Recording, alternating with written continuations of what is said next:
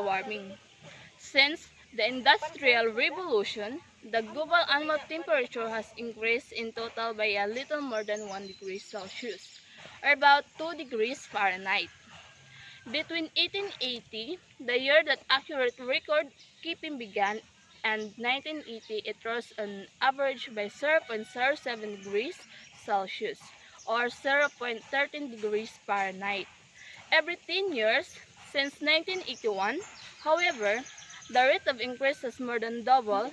For the last 40 years, we've seen the global annual temperature rise by 0.18 degrees Celsius or 0.32 degrees Fahrenheit. What is the result of global warming? A planet that has never been hotter. 9 of the 10 warmest years since 1880 have occurred since 2005, and the 5 warmest years on record have all occurred since 2015. Thank you, Angeline. Now, let's proceed to the other topic. What is climate change? What is the climate change? Climate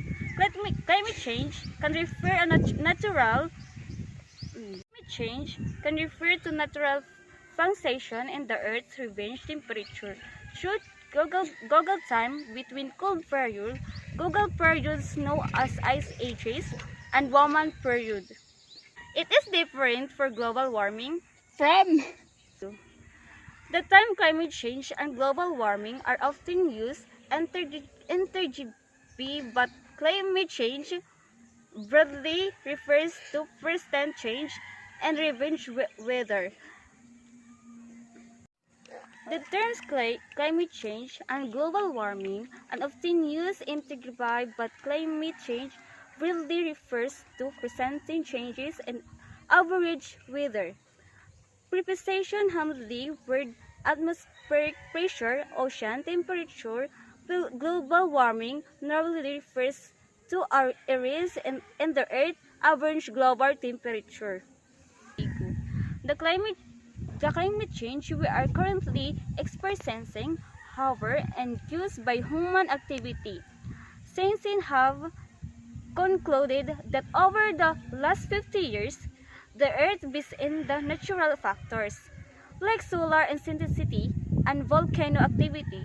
Instead, the intrusive burning of fossil has led to global warming and significantly faster rate than in any time over the 800 years.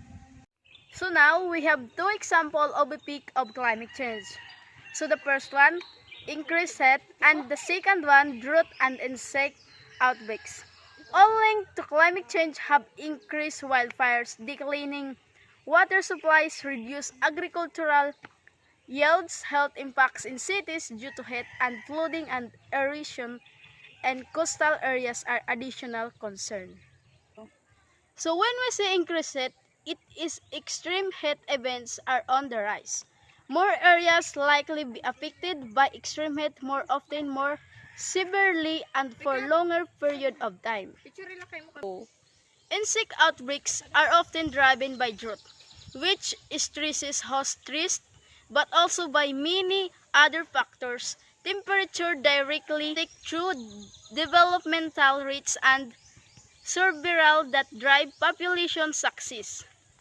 Thank you, Rosalie. So let's proceed to the next topic.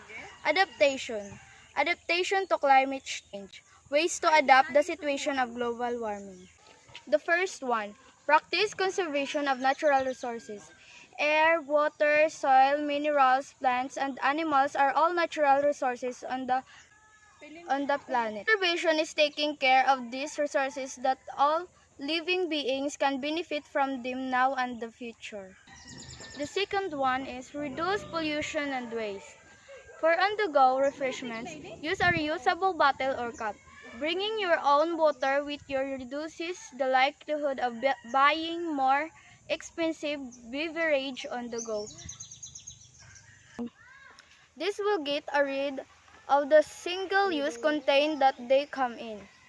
Reusable supermarket bags are useful for more than simply groceries.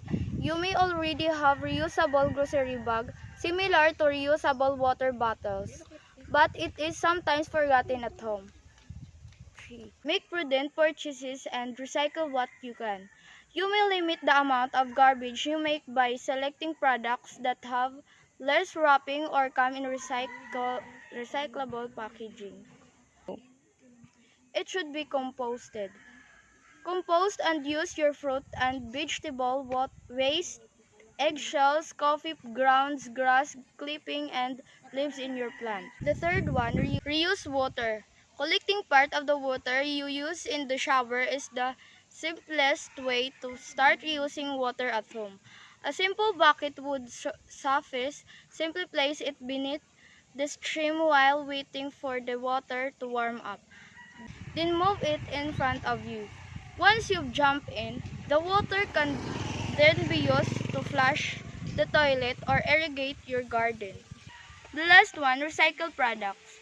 Newspapers, magazine, mixed paper, cardboard, tin cans, aluminum cans, glass jars, and plastic containers are examples of products that can contain recycled material.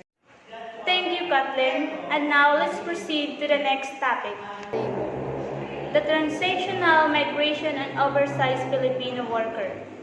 Transactional migration occurs when the people move from country to another while maintaining their socialities. It's a global phenomenon that only becomes bigger in terms of scam, complexity, and influence. 2, 3. Migration is a source and result of larger development processes as well as a fundamental component of our globalization world. There are 5 factors of transnational migration. First, overpopulation. Second, poverty. Third, underemployment. Fourth, unemployment. And the last is low wage level. Thank you, Mian. And now let's proceed to the next topic. Advantage of transnational migration. Overseas Filipino workers, or OFW, are a well-known example of transnational migration. According to the 2011 Philippines Overseas Employment Agency reports, the Philippines has 10,455,788 OFWs spread throughout 236 countries and territories, making it one of the top 3 labor-sending countries in the world. After India and China, remittance made for 12.65% of the Philippines' gross domestic product in 2012. According to the National Statistics Office survey of Filipinos, OFWs transferred a large amount of this remittance in cash to the family and left behind to help them alleviate household financial restriction, send their children to the school and immigrate. With these figures, OFW remittance are held since they provide the countries with greater economic benefits. Nonetheless, there has been conjecture about the cost of migration within Philippine society.